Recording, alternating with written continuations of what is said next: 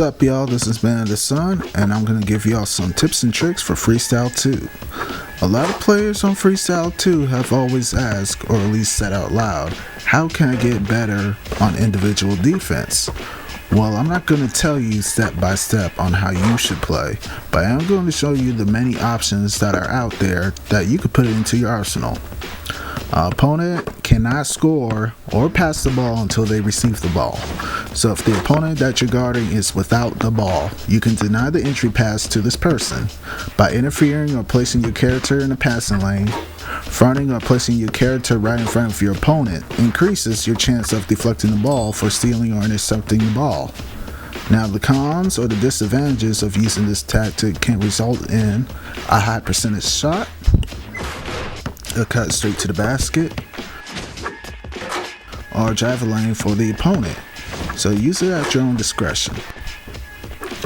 When the opponent receives the ball, the next thing you must analyze is your marking or your position according to your opponent. If you are too far from your opponent, they could rise up for a jump shot. If you are too close to your opponent, they could put the ball on the floor and drive by you. On a general basis, you want to find the happy medium where you're close enough to challenge the shot and far enough to prevent an easy dribble drive to the basket. If you are defending an opponent cutting to the basket, you do not want to be on the hip side of the opponent. When an opponent attempts a shot at the basket, you must contest the shot to lower the chance of the ball going in.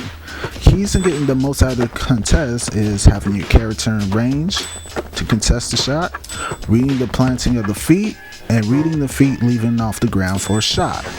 By using the highlighted marking range, you can gauge how close you gotta be to affect the shot. When the opponent plants their feet, there's only three options they can choose. Either take the jump shot, faking the jump shot, or passing the ball. Ideally, you want to close out or have your character's body close to the opponent. If the opponent decides to take a shot while you're close, the shot percentage will go down. If they decide to pump fake, you are less likely to jump for the contest than if he was far away. Another option in knowing when to contest is reading the opponent's feet leaving the ground.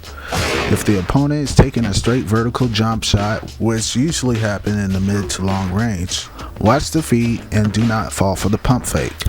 Last but not least, analyze your opponent's behaviors. It takes not just effort but knowledge of the game and knowledge of the opponent.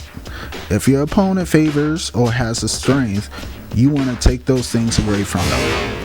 If your opponent likes to shoot jump shots all day, you want to stay close to them to make them take a difficult jump shot or make them put the ball on the ground.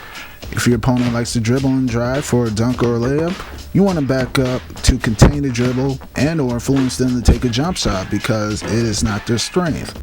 That is all the tips. If you have any questions, just leave a comment and I'll respond.